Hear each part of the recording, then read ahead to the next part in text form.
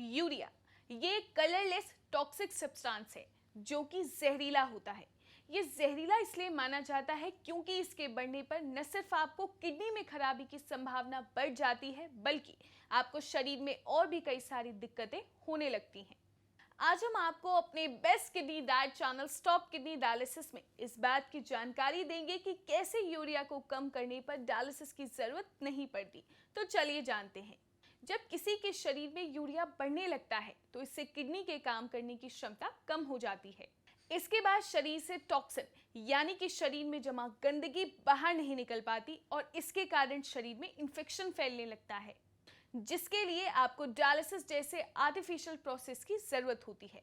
आपको बता दें कि यूरिया बढ़ना न केवल आपको किडनी की खराबी को देता है बल्कि यह आपको ब्रेन से जुड़ी परेशानी भी दे सकता है, क्योंकि यूरिया का टॉक्सिन जब ब्रेन तक पहुंचता है तो ब्रेन शिथिल यानी कि स्लैक पड़ जाता है और इसके कारण ब्रेन से सही सिग्नल न मिलने के कारण धीरे धीरे पूरे शरीर में सुन्नपन आ जाता है। इसके कारण शरीर के बाकी अंग भी अपना काम ठीक से नहीं कर पाते और शरीर की ऐसी स्थिति को आम बोलचाल की भाषा में बॉडी लॉक होना भी कहते हैं और वो मेडिकल भाषा में इस कंडीशन को सेमी कोमा कहा जाता है, जो सिर्फ आपके शरीर में यूरिया बढ़ने की वजह से होती है। और शरीर में यूरिया को कम करने के लिए डायलिसिस करवाने की नौबत आ सकती है, लेकिन अगर ऐसा हो जाए कि डायलिसिस की नौबत ही ना आए तो कैसा रहे, यानी कि यूरिया का लेवल आपके शरीर में कम हो जाए तो डायलिसिस बंद होने की संभावना बढ़ जाती है। आइए जानते हैं कि आप अपने जीवन में कौन से बदलाव कर सकते हैं जिससे आपका यूरिया कम हो और आपको डायलिसिस की जरूरत ही ना पड़े। इसके लिए आपको अपने जीवन में कुछ बातों का ध्यान रखना होगा, जिनमें आपको सबसे पहले अपनी ली जाने वाली रोजाना की डाइट का खास ख्याल रखना है, जिसमें कि आपको स्वाद से अलग होकर थोड़ा सेहत पर ध्यान देना है, जिसके लिए जरूरी है कि आप अधिक मसालेदार खाना न खाएं। अपनी डाइट में प्रोटीन का इंटेक कम करें, साथ ही डाइट में विटामिन सी की मात्रा को बढ़ा लें, साथ ही करेले का जूस पिएं। अपनी डाइट में एल्कलाइन सब्जियों को शामिल करें, जिनमें कि आप पत्ता गोभी, गाजर, खीरा, नींबू, दालचीनी, हल्दी, लाल शिमला मिर्च और नरम बीज वाले अनारों को खा सकते हैं।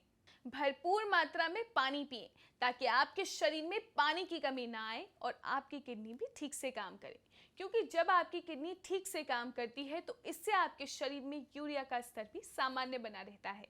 पोटेशियम रिच फूड कम खाएं और इन सभी बातों के साथ साथ रोजाना व्यायाम करना बिल्कुल ना भूलें, साथ ही सुबह शाम टहलें। इन बातों का ध्यान रखकर आप अपने शरीर में बढ़ते यूरिया को कम कर सकते हैं और आपको डायलिसिस करवाने की नौबत ही नहीं आएगी। लेकिन ध्यान रहे, इन सभी चीजों को अपनी डाइट में शामिल करने से पहले एक बार अपने डॉक्टर की सलाह जरूर ले लें। आज के लिए बस इतना ही। उम्मीद है कि आपको हमारे द्वारा दी गई जानकारी पसंद आई होगी। अगर आपकी किडनी में कोई भी समस्या है तो इसको बिल्कुल अनदेखा न करें और अगर आप अपनी किडनी के लिए इलाज लेना चाहते हैं तो आयुर्वेदिक इलाज ही सबसे सुरक्षित है, क्योंकि आयुर्वेदिक इलाज में आपकी किडनी को किसी भी प्रकार का कोई नुकसान नहीं होता। आयुर्वेदिक इलाज पूरी तरह से प्राकृतिक है, जो अपना काम पूरा प्राकृतिक तरीके से करता है।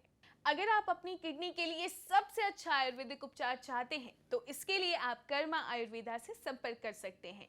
कर्मा आयुर्वेदा आपको पूरी तरह से प्राकृतिक इलाज देता है, जिसका कि आपके शरीर पर कोई भी बुरा प्रभाव नहीं होता और आप डायलिसिस और किडनी ट्रांसप्लांट जैसी तकलीफों से भी दूर रहते हैं।